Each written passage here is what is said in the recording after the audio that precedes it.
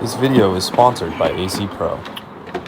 What's up guys, welcome to Blake's Garage. It is getting really hot outside and I have to say the air conditioning in this car just isn't what it used to be. So what I'm gonna do is walk you through a quick how to use this AC Pro. Basically nothing cools like AC Pro, and this is the extreme condition AC recharge kit.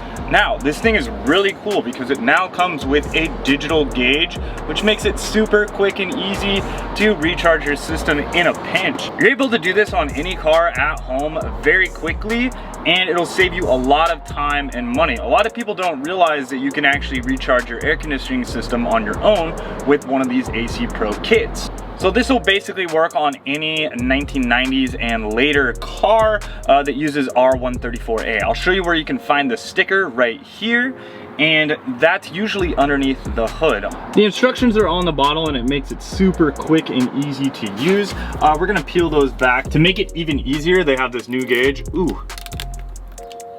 So fresh, so clean, and they give you, some little stuff. It basically eliminates the guesswork on trying to figure out what pressures you're supposed to be running. You will notice a little tab on the bottom.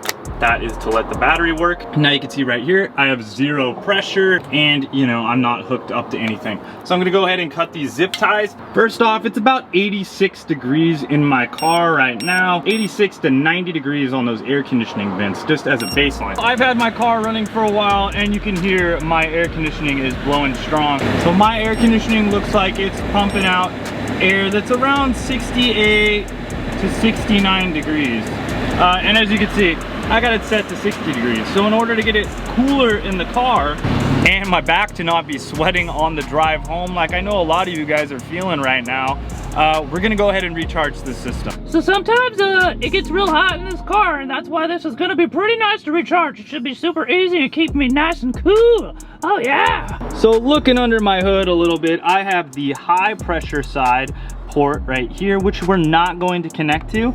You'll notice the difference as one is bigger than the other, and it's not gonna fit on the recharge unit.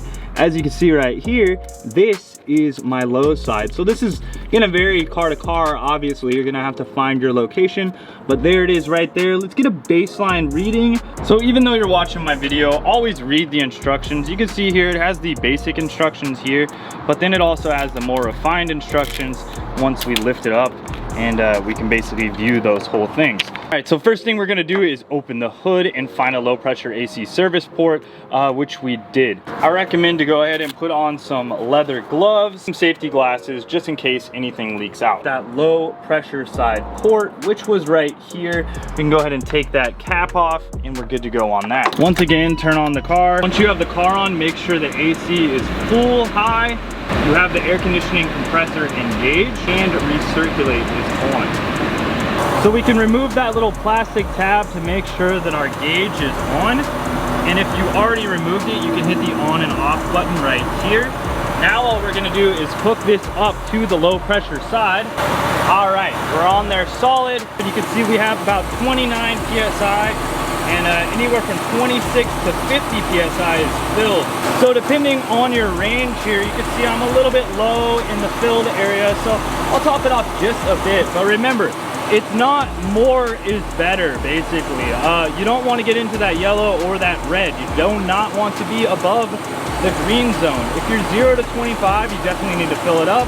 And if you're a little bit higher, there could be another issue with your air conditioning system that you may need to get fixed. Now I detached the hose by pulling back on this. That will take it off of the little low side port. Let's go ahead and remove the gauge from the top, and you can see we have this little spacer here that we need to remove so we can install it to the canister. Now we're gonna shake this up good to get the contents all mixed up, and we're gonna screw it back onto the gauge. I'm gonna hold the bottle at 12 o'clock position. I'm gonna go ahead and reinstall that back onto my low side port. Now we can squeeze the trigger, but you do wanna shake this up, twisting it from left to right for 15 seconds. We're kind of gonna shake it around.